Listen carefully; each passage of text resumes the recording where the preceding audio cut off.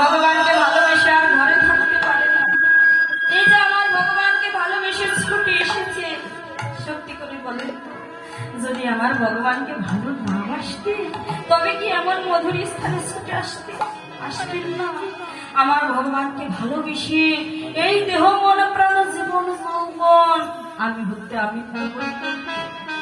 যাহা কিছু সমস্ত কিছুই গোবিন্দ চরণের জীবনের মতো সমর্পণ করেছে। এমন মধুর ভাঙিনায় ছুটে এসেছে। এমনই হয় ভালোবাসার স্বভাব। আমার ভগবানের স্বভাবটা এরকম।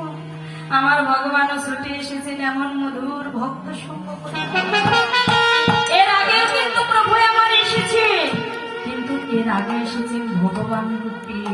আর এই কলিযুগের মাঝে আসলে কেমন হয়ে ভক্ত রূপখানা ধারণ করে কাঙালের বেশে ছিন্ন মলিন বস্ত্র পরিধান করে আমার প্রভু নদীর মাঝে মনে মনে চিন্তা করছেন আমি যদি ভগবান হয়ে যাই, রাজ পোশাক পরিধান করে যাই ভক্ত মাঝে, কেউ তো আমার স্মরণ তাই আর নয়, আর আমি ভগবানের বেশে যাব না।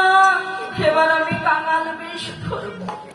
আমি কাঙাল বেশে ভিখারির বেশে আমি ভক্ত মাঝে কি আর ভক্তের চরণ ধুলি আমি আমার